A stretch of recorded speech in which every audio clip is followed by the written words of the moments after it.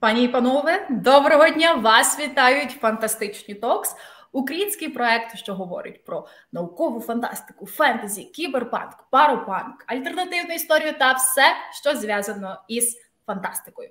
Ми говоримо про книги, про авторів та все, що тривожить індустрію. А сьогодні у нас неймовірний захід, бо ми не просто говоримо із іноземним автором, а із автором, якого одна із наших учасниць чекала ще із самого початку наших інтерв'ю із світовими фантастами. Сьогодні нашим гостем буде Джонатан Страуд, англійський письменник, автор серії про Бартімеуса та Локо. Hi, Jonathan. It's really happy to have you here today. Thank you so much. It's wonderful to be with you all. So let's just introduce ourselves.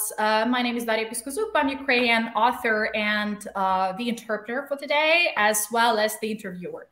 Любі друзі, усім привіт! Мене звати Дарія Піскозуб, я українська письменниця, авторка технофентезі-машина. Та-да-да-дам, чекайте на другу книжечку технофентезі вже скоро. Також я гратиму роль інтерв'юерки нині, а також буду перекладати все, що говоритиме наш автор. Ми так стрімко почали, просто ви не знаєте, а пан Джонатан нас дуже-дуже зарядив уже бекстейдж. Мене звати Наталія Довгопол, українська письменниця, в тому числі фантастка. І зараз якраз «Знайти країну Амазонок» щойно вийшла на український ринок. My name is Наталія Довгопол. I am also a Ukrainian fantasy writer. And I write a lot of young adult books, and it's my favorite audience. And this is why, for me, that was extremely interesting to meet up with you. Oh, fantastic. Привіт усім, я Наталія Матолінець, це я була та авторка, яка від початку проєкту найбільше чекала на ефір з Джонатаном Страудом, тому сьогодні я буду дуже багато усміхатись. Я авторка переважно молодіжного фентезі, зокрема трилогії «Варта у грі», і моя 7-ма книга вийшла зовсім недавно, це перша з дилогії «Всі мої ключі і Гайя», вона ось тут, вона тримається на силі чистісінької магії і скотчу. So I am Наталія Матолінець. I'm also Ukrainian young adult writer, and my 7th book was published last month. It's the first one of upcoming duology, All My Keys and Gaia, and it's right here, and I just put it on some tape on my wall so it can be floating here like it's magical because it's magical. Oh, congratulations. Також ми хочемо нагадати вам, що цього разу нас можна дивитися не лише на YouTube, а також на інших сторінках, це на сторінках в Фейсбуці, комікону нашого партнера,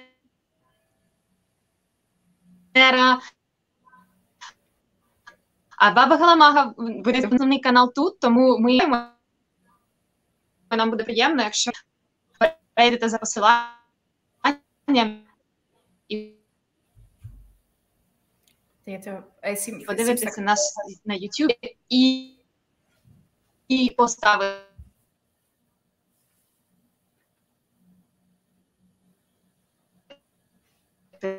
лайк, комент, розкажете.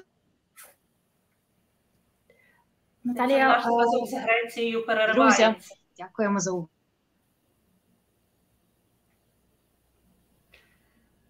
Bit of breaking up there. Yeah, a little bit. Natalia, could you please check your connection? Наталія говорить з нами з Греції, тому, можливо, відстані стають їй на заваді. Але також я хочу нагадати, що сьогодні ми традиційно збираємо кошти на госпітальєрів, парамедиків, які рятують солдат на лінії фронту, і ми будемо дуже вдячні за кожен донат. І, власне, ми робимо це на усіх наших ефірах, тому приходьте до нас іще. І зараз на екрані ви бачите картку, куди можна скидати донати. So I'd also like to remind that today, as usual, we are gathering money for hospitaliers. They are paramedics who are saving our soldiers' lives. And we do this our every live, so we are very grateful for every donation, and you can see a card number on the screen, and it will be in the chat and in the comments. So let's get started. остання ремарочка від мене про сьогоднішній формат. Отже, як звично, вестимемо ми зустріч двома мовами. Отже, українською мовою на екрані з'являтиметься текст запитання, у той час, як англійською мовою ми запитуватимемо нашого лектора. У той час, як наш гість матиме змогу відповісти, я записуватиму якісь основні моменти і опісля перекладу все українською для тих, хто не може зрозуміти поки що відповідь повністю англійською.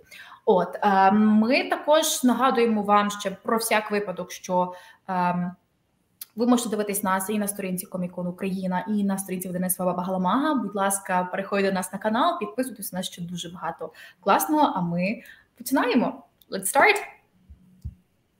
And I will try again. Can you hear me now? Yeah. Hopefully. I'm reading the second book of Lockwood and Co. Right now, and I'm really amazed by this brilliant idea that it's this world where the ghosts suddenly appear, and only children can see those ghosts. So, and the death goes hand to hand with children. Basically. So how did you come up with this idea of the ghost epidemic in the United Kingdom? How did it shaped up? Well, it's well. Firstly, I should just say thank you all for your lovely welcome, and what a great privilege it is for me to be chatting to you and to my readers in Ukraine. It's a real pleasure for me to be with you. But yes, so Lockwood and Co. It began with the first scene with the boy and the girl walking down the street. They were modern kids, but they had swords and they were going to fight a ghost. And I just had this idea, and I did not know why they were going there. I did not know why there were no adults. I did not know what this world was or what the rules of the world were. But I liked this scene, and I liked the two characters. And for me, if the characters are good and they talk in a good way and they have humor and they are different, then a lot of things come from that, and the whole world will slowly build around that one tiny scene. So for me, always it starts with just a dialogue between two characters. Перш за все, дякую за запрошення. Страшенно радий бути тут зі своїми українськими читачами. Величезний привілей бути з вами, говорити з вами нині. Отже, серія Lockwood і Co. почалася вона для мене із найпершої сцени у книзі, де хлопчик та дівчинка разом ідуть по вулиці Лондона. Я знав, що ці хлопчик і дівчинка обоє мають в руках рапіри. Знав, що вони йдуть боротися із привидом. Я не мав ні не меншої гадки, куди вони йдуть, яка причина, чому з'явився цей привид і де є всі дорослі. І хоч я не знав нічого з цього, але я знав, що мені подобаються ці персонажі. Я знав, що для мене персонаж, власне, є наріжним каменем і першим поштовхом до побудови історії. Якщо цей персонаж особливий, якщо у нього є почуття гумору, якщо у нього є власний характер, то з нього викристалізовується і виростає ось цей цілісінький фантазійний світ навколо. Thank you so much. I even saw that scene right now while you were describing. But I don't know if it's the same for you guys when you write, whether you start with a little scene and then everything builds from that, because that's usually the same. It was the same for me with my Bartimaeus books, that it began with the first scene with these two characters talking, and everything came from that. Is it the same for you? Sometimes yes, and most of the times yes. Sometimes it comes from some bigger idea or something that you want to tell, the story to tell, but mostly it's the characters which just appear here. For me, it's also relatable because I was writing urban fantasy trilogy in the different cities in Europe, and once when I visited Budapest, I was sitting near the biggest, oldest bridge, and I was looking at that bridge like, I think my character will jump from this bridge. I didn't know why, and I didn't know when, but I immediately understood it has to be, and it happened. you can figure out that later, can't you? Yeah. I'm actually sort of similar, but a bit different. It for me starts first with this very bizarre what if idea. So my book is about what if there was an apocalypse, but artificial intelligence survived and everyone thought it was a god. But I could not start writing until I understood who are my characters there. So as soon as sort of your characters come onto the stage, you feel the way you would write this world. So yeah, so we're sort of similar, but then a bit different. So moving on. Next question is about essentially the world. We've already touched a little bit about, like, we have London, but we have ghosts. And as someone who was really peculiar about fantastic worlds, I really felt that there's a very specific, unique blend, because from one side, this world is very modern, and we see that, oh, look, this problem with ghosts should have appeared like some time ago. But on the other side, you see those artifacts that the kids are using, or certain auras and aesthetics that the ghosts have that tell us maybe it's a bit in the past, because we have swords and not maybe so much pistols. We have flasks, we have silver nets. So have I understood it correctly that because of this ghost problem, the way the world progressed changed? And essentially, what is the stage of London after suffering the ghost epidemic? Yeah, you're right. I imagined that the world is very similar to our world, but at some point in the past, maybe I can't remember, 50 or 60 years ago, this epidemic of ghosts has started, and it's such a big thing. Has such a major effect that everything alters. Industry becomes obsessed with dealing with ghosts, and so the normal technology that we have, the computers and modern equipment, mobile phones, we have none of that, because they've spent all their time investing in equipment to fight the ghosts. And I really like that, because there's really only one tiny change in the world. Ghosts are there and they're causing this problem. And with that one tiny change, then you can explore how this world is completely different. And so, of course, the adults are helpless, and the children are well, they have power, but of course the adults try to suppress them. And all these things come from that one little tiny change, which is the fact that we have the ghosts. Саме так, світ Локвуд і Ко по часу схожий на наш. Однак уявімо, що десь у минулому, приблизно років 50-60 тому, трапилася епідемія. Світом почали знову ходити мерці, і це одна невеличка подія, що безповоротно змінила абсолютно все. Перш за все, індустрія стала повністю сфокусована на цій проблемі. Комп'ютери, інструменти, мобільні телефони, абсолютно все, чим користуємося ми нині, не з'явилося, адже повністю розвинулась лише індустрія боротьби із привидами. І це включає, насправді, дуже цікаві аспекти, що ти змінюєш у поточній людській історії всього одну єдину ниточку. Ти задаєш одне єдине фантастичне припущення, від якого розбруньковується, по суті, величезний, змінений від нашого світ. І все-таки воно впливає навіть на персонажів. Ось у нас є дорослі, які і вони, по суті, безсилі і нічого не можуть зробити. У той час, як діти мають владу і силу щось із цим діяти, але, звісно ж, зберігається динаміка, коли дорослі намагаються управляти дітьми. Ось, саме так. Світ є змінений, однак певною мірою лише від однієї великої події. And all of us are eagerly waiting to see Netflix adaptation of Lockwood and Co. And I recall that it was all the people, all the fans of Lockwood were having many theories who will be the actors, and people were waiting for announcement for so long.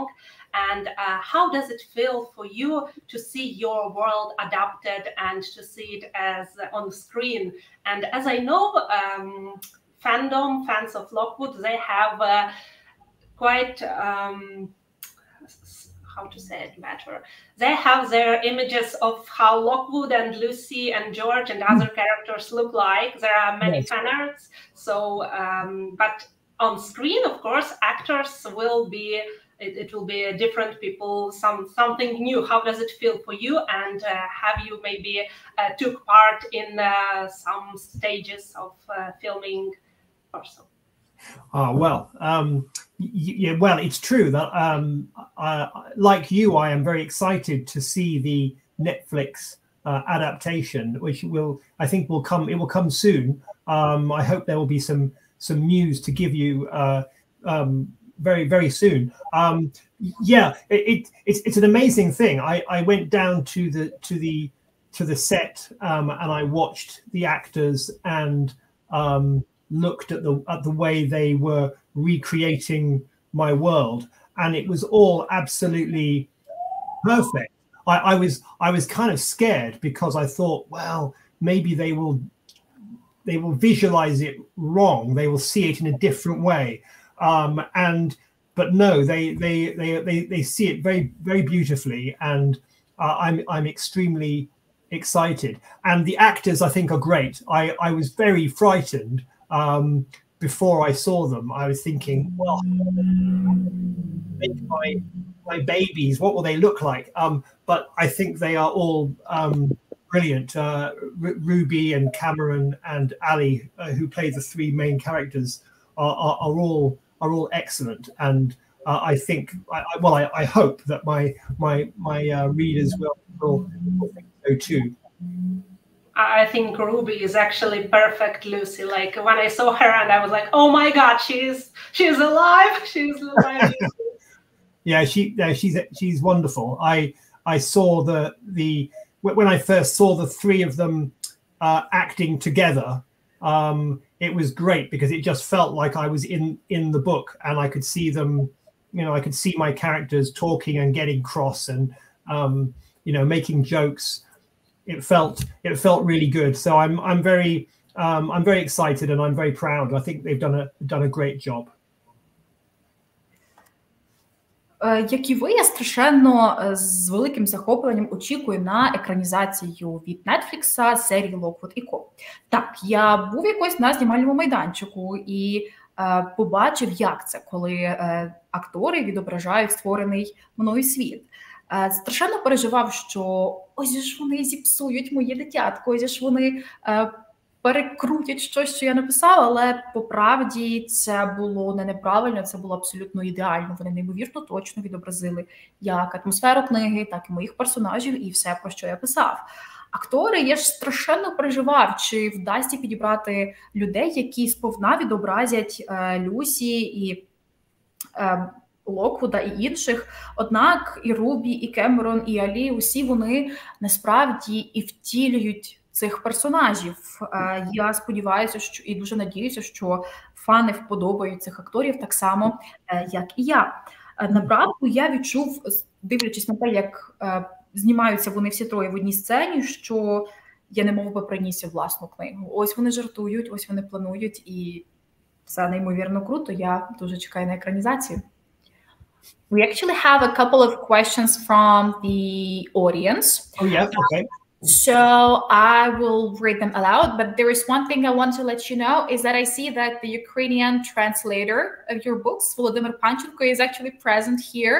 He's listening to the rest of our audience. So Volodymyr, thanks a lot for bringing the world of Jonathan Straud to Ukrainian readers. It really means a lot. Thank you so much. I'm so glad you're joining us. I am hugely proud of the Ukrainian editions, which I think are definitely some of the most beautiful and well-produced versions of my books anywhere. So I'm deeply grateful to you for bringing my world to life. And you have big greetings from the publisher, so they ask us to send you the warmest greetings today. Fantastic! I send them all my love. So when it comes to questions, we have a lot about Lockwood & Co., Bottomias, the general writing process. like a lot of them. So we'll try to pinpoint them about either writing or Lockwood & Co. And afterwards, we'll get into those that we haven't yet touched. So the first one, have you ever considered writing a prequel to Lockwood & Co., for example, about Lockwood's parents? Good question. No, I don't think I would do a prequel. I might do a sequel, and I do think that it would be possible to do. What I'd quite like to do is some short stories, for example, of some of their cases, because we know that George is always writing down, you know, the different cases that they've done, and it would be kind of nice to maybe see some of them. So I have my file down there with some ideas for some stories. Maybe I will do that one day. Отже, на запитання, чи буде приквел у світі Локвуда, скажімо, про батьків Локвуда, відповідь така. Не думаю, що напишу приквел. Можливо, напишу сиквел, адже агенція Lockwood & Co. розслідує неймовірну кількість дуже крутих і цікавих справ. Із книг ми знаємо, що Джордж Кабінс, один із персонажів книги, все дуже детально записує і має файл про кожну із цих справ. Сам я також маю файлик із цими записками і думаю, що, можливо, коли-небудь ми зуміємо побачити книгу, у якій ми дізнаємося про те, які ж були найкрутіші кейси Lockwood & Co., які не були описані в книгах. There is also a very nice question about the traditions or rituals that you have when you write a book, and how your workplace looks like. Well, okay, so you can see a little bit of my workplace. It looks okay, but all this bit over here is really messy and full of paper and rubbish. So I just sit at my desk and when I try to write, usually I will write straight onto the computer, because then I can move things around and play with the words. But if I'm trying to think of the world, how does the world work, then I will be maybe making files, and I write it all I write all this by hand.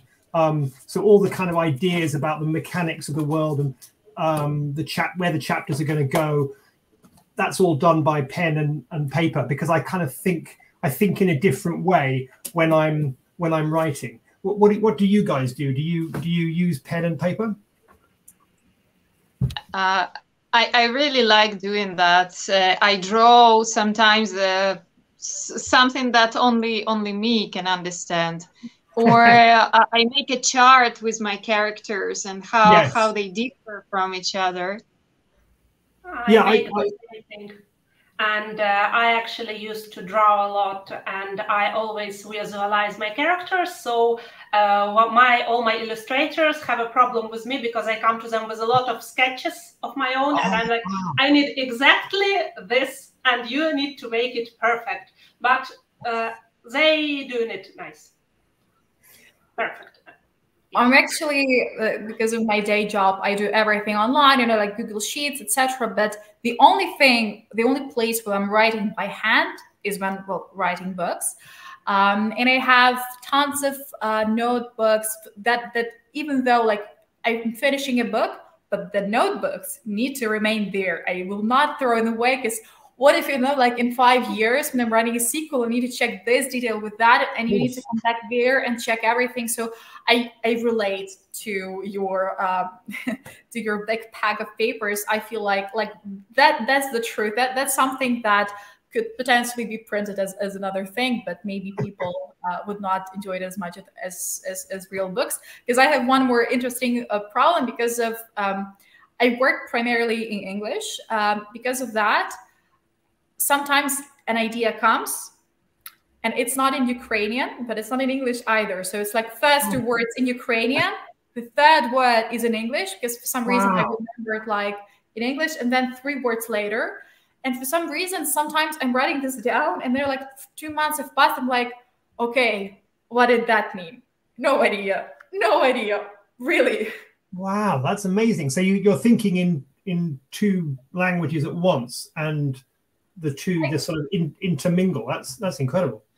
Well, I think that that's when you're native to one language, but you have to use other a lot, or read a lot, or speak. As, for example, during these interviews, we have to use English a lot. That crawls into your vocabulary, whether you want it or not, and that creates this very interesting paradox. Yes, yeah, that is really interesting.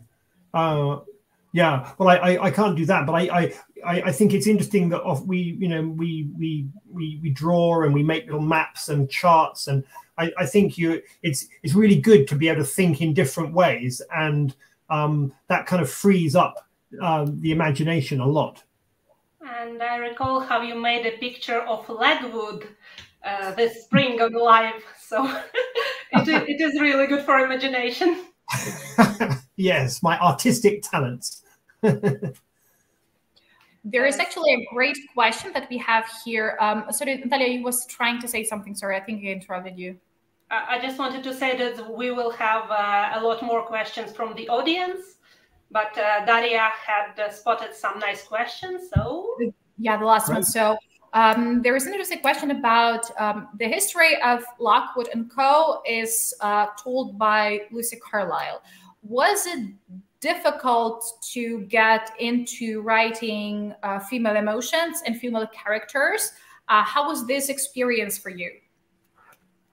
That's a great question. No, it didn't feel difficult. I don't know why. I mean, I have used a female character to tell stories before. So in the Bartimaeus books, well, not in quite the same way, perhaps, but in the Bartimaeus books, I divided the chapters up. So some of them follow Nathaniel, some of them follow Kitty, some of them follow Bartimaeus. And of course, Bartimaeus is not a human at all. So I guess I quite enjoy putting my my mind into another character who may be a different gender or a different type of creature.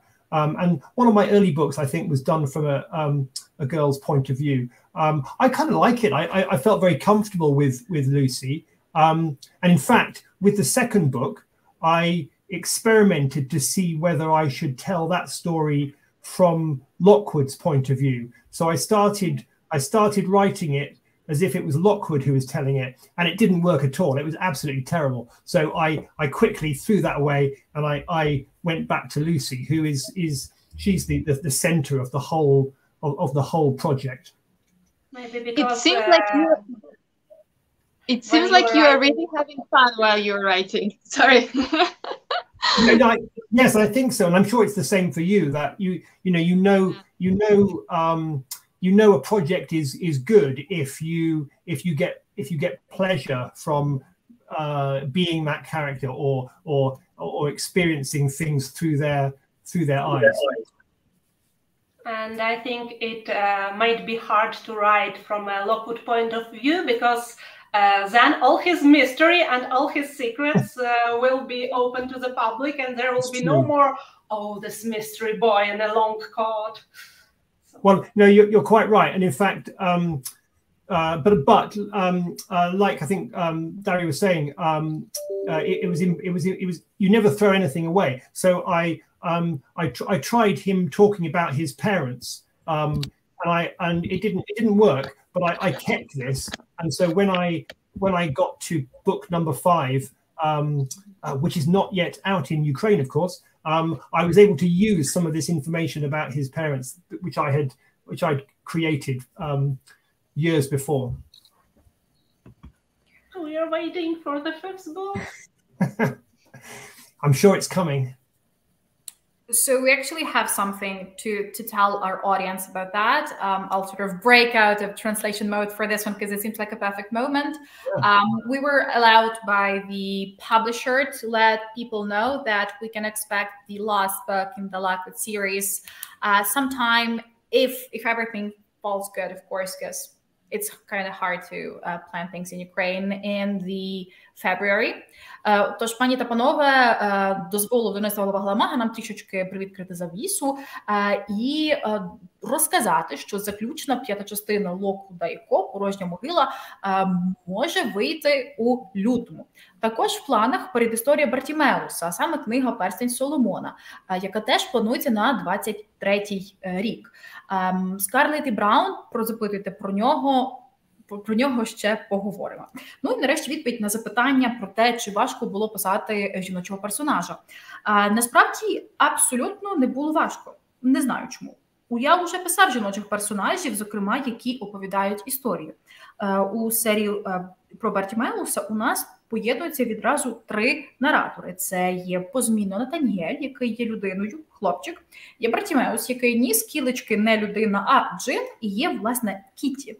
Мені було дуже зручно змінювати персонажів нараторів у Бартімеусі, а у Локвуді неймовірно комфортно було бути, власне, у голові в Люсі. Пишучи другу книгу, я намагався експериментувати із наратором і спробував почати книгу від імені Локвуда. Однак це абсолютно не спрацювало. Я зрозумів, що для мене Люсі – центр цієї історії, і що саме із наратором, як Люсі, я повинен продовжувати працювати і надалі. Любі друзі, ми бачимо ваші запитання, зокрема ті, що про екранізацію чи про метод письма, і ми дійдемо до них трошечки пізніше, коли будемо говорити, власне, про цей блок. I think it's high time for us to continue. And I just wanted to thank you for making your characters, teen characters, so relatable, so tender in their feelings. And I just love these small moments when there are some interactions and you just, oh, I see what's going on here, but you just don't say it. But it was personally from me, and now it's time for the question. So the question. Oh, thank you. In Bartimeus series, genes are actually slaves, even if they are feared. And in Lockwood & Co, ghosts are something very scary and very distant. And yet in both series, you make some characters trying to befriend them, because Lucy befriends Skull, and Kitty, she even travels to the gene world, and Nathaniel and Bartimeus, they have some kind of bonds too. And I think that it feels like you are encouraging your readers to explore the world and to have less stereotypes and to try something, even if it seems a little dangerous, but maybe you have some other opinion on this matter. No, it's a very good point, a good question. Yeah, I think when I write the stories, I slowly discover what they are about. So I don't start with like, I'm going to write a story about power imbalances, and I'm going to write a story about slavery. I slowly, as I tell the story, I begin to see the big themes that I'm talking about, and slowly I learn, like my characters, slowly I learn how to negotiate these issues and these themes. So with Bartimeus, by the end of it, I knew very, very clearly it was all about the different, about power imbalances, different communities, the commoners, the jinn, the magicians, and everyone hates each other, everyone fears each other. Is there a way for my 3 heroes to symbolically change this and become cooperate and to alter this? Well, yes, there is, and that's what the story is. The story is about. And you're right. In Lockwood & Co, you have it's a little different, but you have the fear of the ghosts. And Lucy realizes that yes, there are some pretty bad ghosts around, but there are also ghosts who need things, who are more sympathetic, and she wants to break these barriers down. So yeah, there is a strong message about trying to empathize, to understand, to explore difference. You know, these are universal themes, and they're obviously important for all of us.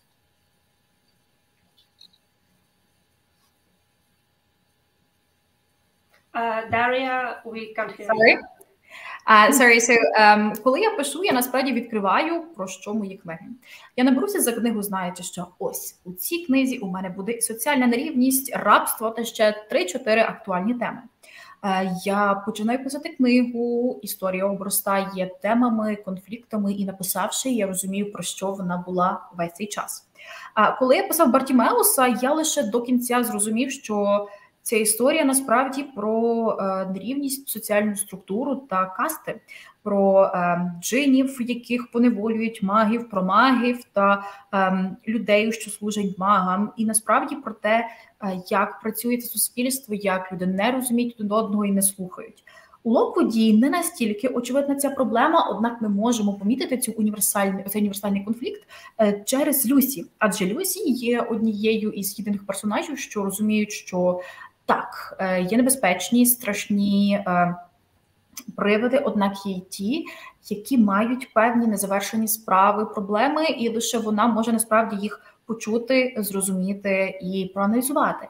Це насправді дуже універсальні теми, які говорять до всіх нас, і завжди багато відчуваєш, коли звертаєшся до них.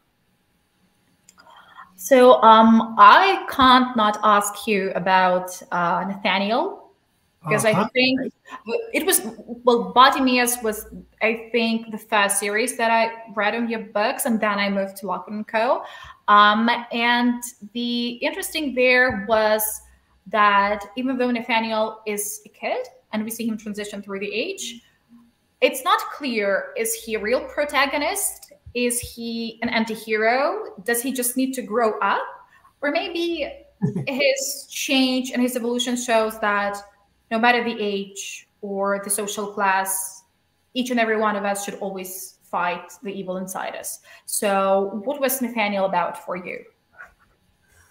That's a great question. And actually, I think all those things that you said are true. You know, I think Nathaniel is a protagonist. I think he is an anti-hero. I think he does just need to grow up. I think all these aspects are true.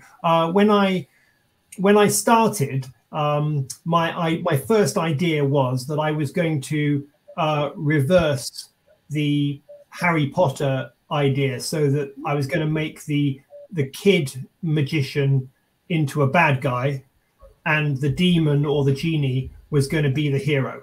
That was my first idea. And when I wrote the first scene with the genie and the kid arguing, that I knew, okay, this is great. They're completely opposite. They hate each other. It's going to be really excellent. We can get lots of comedy, lots of action, and I was very excited.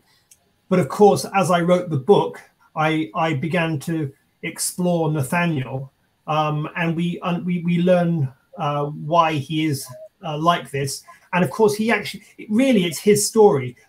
Bartimaeus, his voice is the same all the way through. Nathaniel has the moral arc. He alters. He becomes worse and worse and worse, and then he becomes better, and he's finally redeems himself. So really, Nathaniel is the key character in Bartimaeus. And he's very interesting. I really like him, even though he's often very unlikable. That's a long answer. No, that's completely okay. I've had such long answers on this channel, so that this is like, don't worry about it. That's good. Okay. Абсолютно всі запитання тут відповідь так. Згрубше скажу, що Натаніель є головним героєм, і, відповідно, це створює свою проблему, свій аспект. Як я придумав серію Локвуд і Ко? Я хотів обернути Гаррі Поттер. Я хотів сказати, що ось цей малий чаклун, він не є хорошим персонажем, він є просто жахливим, поганим злюкою, а ось є оцей джин, ця сутність магічна, небезпечна, насправді він є хорошим. Я написав перший розділ, зрозумів, що ось це дуже крута концепція, з нею можна буде гратися, можна буде розвернути як драму, так і багато гумору почути від цих двох персонажів. Однак, творячи книгу, я зрозумів, що Натаніель має свою історію, що він має свої причини, він має свою еволюцію, і зрештою Бартімеус не змінюється протягом серії, а Натаніель проходить велику еволюцію, він стає все гіршим, а тоді зрештою відбувається катарсис, і він змінюється. Саме він є ключовим елементом цієї історії, і так, він часом просто страшне падлюдство, але я люблю його. І ми його любимо. I'm impressed.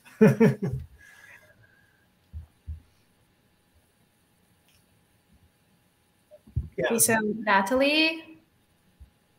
I was thinking it's your question now. So yes, I want, first of all, I wanted to remind our viewers that they can sign up for this channel, and I can speak also in Ukrainian. So нагадую вам, що варто підписатися, щоб таких гостей, як Джонатан Страуд, у нас було більше.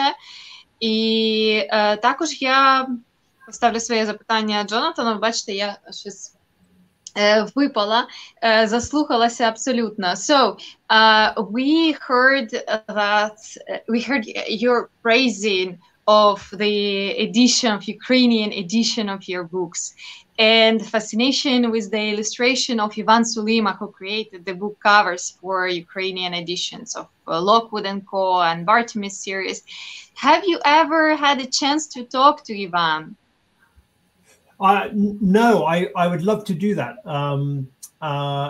I think we have exchanged a few messages on WhatsApp or something.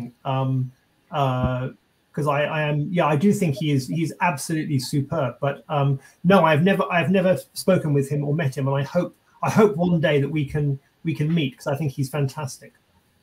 So this is a very nice chance to start this communication and showing the appreciation once more to each other, basically. Is he here? It's a collaboration. Is he on with us today, or do we think? I didn't see him, but we have almost 160 people watching us, so I'm not sure. Іван, якщо ти з нами, напиши чат, щоб Джонатан Страуд передав тобі привіт. А я також нагадаю, що підписуйтесь на канал, і також ми збираємо кошти на потреби госпітальєрів. Донайте нам, ми абсолютно все передамо після стріму на госпітальєрів. And since you haven't had the chance to meet Ivan, I think I would be speaking not only for myself and my colleagues here, but the publisher and fans here. We would really love to see you one day in Ukraine during the book festival. Oh, I would love to come. Yeah, absolutely. Of course, that would be a great honor. So we must do that. Yeah, sure. I'm really hoping. So fasting after we win, we're doing a literary festival. Please go ahead. Sorry. Sorry, no. I was just saying, we look to the future, and that will be possible. That will be wonderful.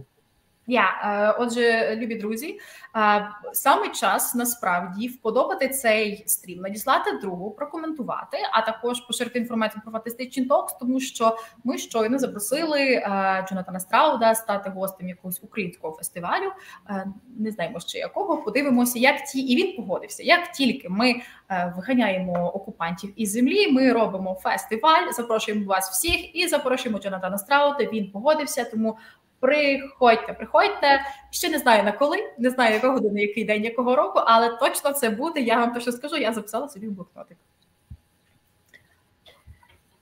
So I can see there is a poster just up on the shelf, and the first question is how to tell it right, brown or brownie, like a chocolate cake? Oh, yes, just brown, like the color. Okay. So we don't actually have a Scarlet and Brown series translated in Ukraine yet, but we heard some plans. about this, and we are eagerly waiting. And I just wanted to ask if you can tell us a bit about this new series, because I've seen some fan arts already, and Scarlett looks so badass, and I think there will be very interesting relationship between those characters, and like, we're so interested. Yes, I'm excited that I hope that Scarlett and Brown will come to Ukraine also. Yeah, so again, it's the fun I had is the collision between two very different characters, and in this series, you're right, Scarlett, she is pretty badass. She's an outlaw. She's a bank robber. She is very good at killing people in gun battles. She lives in a kind of future Britain, which is very different. It's very wild. There are lots of monsters around. There are cannibals. Everything is altered. We're in the far future at some point, and it's kind of a little bit like a sort of British Wild West. And Scarlett survives on her own until she meets this boy, Albert Brown, who is very polite and weak and innocent and wide-eyed, and she gets very irritated by him, but she has to rescue him. And of course, they have adventures, and there is more to Albert than she expects. Yeah, so I'm having a lot of fun, and I'm currently writing another file here. I'm writing book number 3 for that. Я, як перекладачка, зроблю невеличку ремарку, що, любі друзі, ми хочемо з фантастичними сказати вам величезний секрет, як зробити так, аби Скарлетт і Браун вийшли українською. Що вам треба зробити? Вам потрібно підтримати видавництво Баба Галамага гривнею. Власне, чому в чаті згадував пан перекладач, що сподіваємося, що все вийде, власне, тому що часи непевні, і підтримуючи українського видавця гривнею, ви, власне, продовжуєте життя видавництва і дозволяєте перекласти більше крутих книжок і запросити, можливо, нашого автора на нове інтерв'ю вже, власне, про нову серію. Отже, автор дуже наш сподівається, що Скарлетт Браун вийде українською. Як і в інших циклах автора, тут відбувається зіткнення двох кардинально різних персонажів. Скарлетт – це ж насправді така бісова дівка, вона живе поза законом, вона грабує банки, вона неймовірно ефективна в сутичках і неймовірно класно орудує із пістолетом у світі, який є начебто і майбутньою Британією, однак такою здичілою, небезпечною. Навколо бігають монстри, разом з ними канібали. Це такий собі дикий захід по-британськи. І Скарлетт у всьому цьому одненька, єдина одна, поки не зустрічає хлопчика на ім'я Альберт Браун, який невинний, наївний і страшенно її бісить. Разом з тим, з часом вона розуміє, що він не просто наївний маленький хлопчик, що є щось ще у ньому. І зараз 3-ю книгу пише наш автор і страшенно фаниться. Is this the Japanese version of Scarlet and Brown? That's the Japanese version, so you can see. That's badass. Anime. Quite Maybe nice. There will be also a graphic novel in anime style. It will be great. Yeah, I think it would work very well. But yeah, at the moment it's just one image, but it's good. Well, that looks great. I'm really hoping that Ukrainian version will be at least at the same level of coolness. But I think it will. Lima will hopefully will be good. I think it will be very good. Yeah. So we actually have a couple of more questions from the audience. Some of those that are really cool. So there is one that is very nice. It might be a bit longer than others. Let me read it out because it's like a couple of comments together. Sorry, just let me find it. So many comments. Actually, this time we have so many comments, and it's even, I think it's the most comments we ever had with all the authors, and I'm really excited with all these questions. Excellent. Yeah, I'm scrolling and scrolling and scrolling. Oh, there it is. So in the Bartimaeus trilogy, you describe the world where oppression is a normal thing, and there are people who try to fight it, people who join it, and people who try to find a path for understanding two parties. For non-magical people, revolution seems to be doomed from the start, and one of the characters says that the answer is educating the masses. The question is the following. Considering the last 10 years with the never-ending stream of violent protests and revolutions, what is your actual opinion on this matter now? Has it changed maybe somehow? Wow, that's a great question. No, I think that the things that we are all experiencing, and some people are experiencing more than other people. These are universal things, and they're part of just the human. Unfortunately, it's part of human history that these same patterns repeat, and sometimes things are worse than other times. And there's always this tension. Do you, if bad things happen, do you rebel against it? Do you use violence? Do you use peaceful means? And it's not an easy thing. Sometimes it's okay to be peaceful, and other times you have to fight. And in these books, in Bartimaeus, there is this Kitty is the figure who tries different methods to get justice, and they don't always, not all these different things will work, but you keep looking for the solution. You keep trying different ways. Ultimately, the solution in the Bartimaeus books, my characters learn to find common ground with their enemies. They understand that their enemies are have things that they can hold on to, and they can overthrow the old patterns of behavior. That's in a book, so it's not always going to be easy like that. In a book you can just play with the ideas, but you have to then, obviously it's different when you're living it. Я не думаю, що моє ставлення змінилося, адже насправді ці всі травматичні досвіди, що ми переживаємо, часто різною мірою, часто у різних ситуаціях, вони дуже універсальні, вони частина людської природи, і, на жаль, через це вони повторюються. Але також слід сказати, що вони не мають універсальних відповідей. Якщо у твоїй країні, у твоєму місті, у твоєму житті відбуваються страшні речі, чи варто повставати мирно, чи варто повставати агресивно? Не існує універсальної відповіді на це запитання. У Бартімеусі саме Кіті є тією персонажкою, яка намагається знайти справедливість різними способами, як мирними, так і менш мирними. Зрештою, у книзі, у серії про Бартімеуса, герої знаходять можливість заглянути за бар'єр між ними та джинами і зрозуміти, що у них є щось спільне, що, власне, об'єднавшись, можна скинути цей суспільний лад, що всіх їх сковує. Але це книга, і у книзі легко гратися ідеєю, у книзі легко досліджувати її і коперсатися у ній, у своєму розумі. У житті дуже часто все буває набагато складніше. There is one last question. Yeah, please go ahead.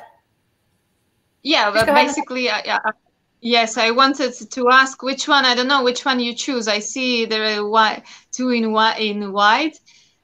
So the question about the story, how you build up the story after the first idea, and how you build up the plot and the relationship between the characters. Great, yeah, that's a great question. So to begin with, I don't try to solve the story. I can't see the story very clearly, so I will try and write maybe an exciting scene, and then I will jump to somewhere else, and I will play around and make another scene, and I maybe spend a couple of months just making little pieces of the story and playing around and just trying to get the energy in my writing. And eventually I have maybe 50 or 60 pages of little fragments, and I will then stop and I will kind of think, okay, now I have to think of how the story will work, and I will, you know, write down. I will do a lot of work, maybe for a month or 2 months. I'll be thinking about the structure, and I will make a plan. Like, for example, right now, I've been playing around with a plan for the new Scarlet and Brown book, and this will not be the exact end result, but it's giving me a roadmap. And now I will start to work on some of these chapters and bring all the pieces together.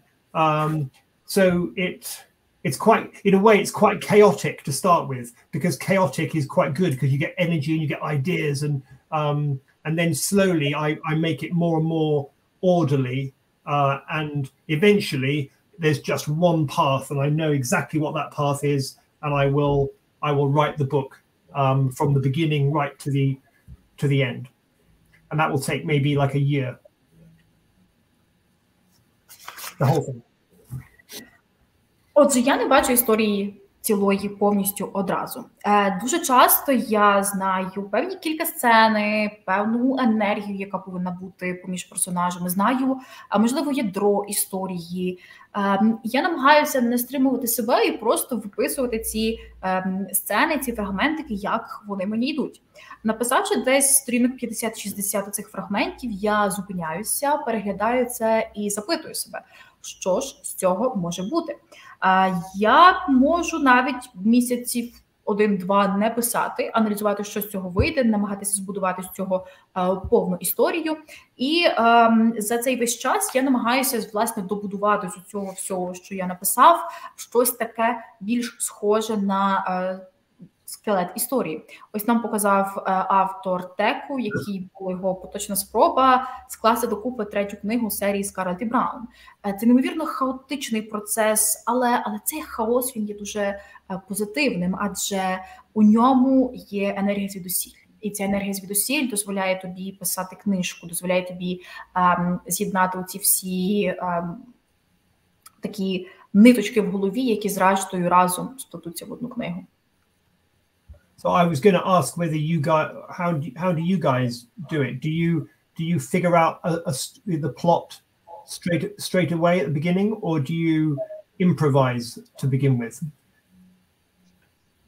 Ladies, I have a skeleton, more or less. Like I know usually, not always, but usually I know how my story will end. Sometimes I still don't, but it's just a very, very brief draft. So right. I work with every step. I am immersing in the scene, and sometimes the heroes tell me what's gonna be the next step and where the story will go. And sometimes I change it. Yes. Yeah, that's right. Sometimes you just suddenly change direction. It's I'm a planner, but even though I try to gather everything together, because sometimes I feel like if I just keep swimming into this plot line even deeper, this book will never get finished, and this will be essentially a 1,000-page book that no one will ever have enough time and energy to read.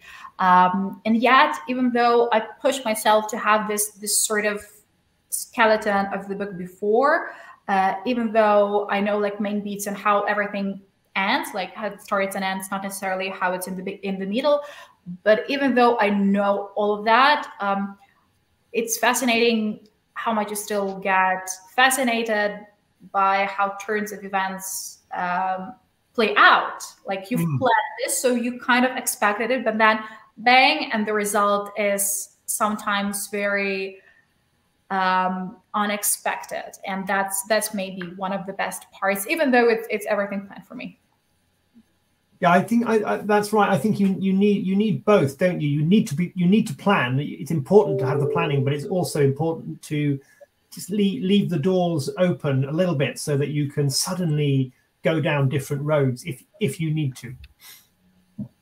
I also like to have to know how my story ends, but I usually don't know. Like I imagine this is a start, this is the end, and this is a straight line. But actually, characters just have so many different different moves. And when I'm writing, I also feel sometimes like I am fangirling because of my characters, and sometimes I write some scenes and I'm like, oh my god, they're so cute in this scene, and then like, oh my god, where does it belong in this story actually? And I used to be very chaotic at the start of my career, and now I also try to plan at least some points of the story, but you never know what goes next. Отже, наш автор щойно запитав, як, власне, ми з дівчатами працюємо із структуруванням наших книг. Ми всі зрозуміли, що певною мірою ми плануємо, але хаосу і здивування від того, що вдалося, у нас немало. І насправді це час завершувати наш стрім. So I think it's high time for us to wrap the interview up. We've had an incredible hour of discussion, and we were actually pretty successful in raising money. So we were able to raise 17,404 hryvnias, which is a great result. And as soon as the interview finishes, we'll send them all to hospitaliers. Любі друзі, на цій ноті ми будемо завершувати наше інтерв'ю. Це була неймовірна година розмов про письмо, про привидів, про джинів та універсальні людські досвіди. І за цей час нам вдалося зібрати 17 404 гривні, усі з яких поїдуть до госпітальєрів вже після цього стріму. Як завжди, ми опублікуємо скрін-підтвердження про всі переказані кошти на наших соцмережах. А також хочемо запросити вас підписатися на наш канал, хто ще не підписався. Якщо ви ще, можливо, підписалися, але, можливо, не знайомі з нами детально, заглядайте на наші соцмережі, ставайте нашими патронами. Уже зовсім швидко ми анонсуємо нових гостей у нас на каналі. А поки хочемо подякувати Джонатану за стрім. Jonathan, thanks a lot for this chance. It was a great evening. Let me find the nearest book. I'm really thankful that we were able to talk about this, and I'm really awaiting our next meeting, hopefully in person, hopefully in a peaceful, beautiful day when we can talk about books and sign books, well, not me, but you. And essentially, thank you for helping us raising money. Thank you for talking with the fans, and have a great day ahead of you. No, thank you so much. It's been absolute pleasure to talk with all of you. And yes, like you, I really hope that we can do it again, and hopefully peacefully and in person. So yeah, all my best wishes to you and everybody else who is with us tonight. Thank you. Bye-bye. Дякуємо. Гарного вечора.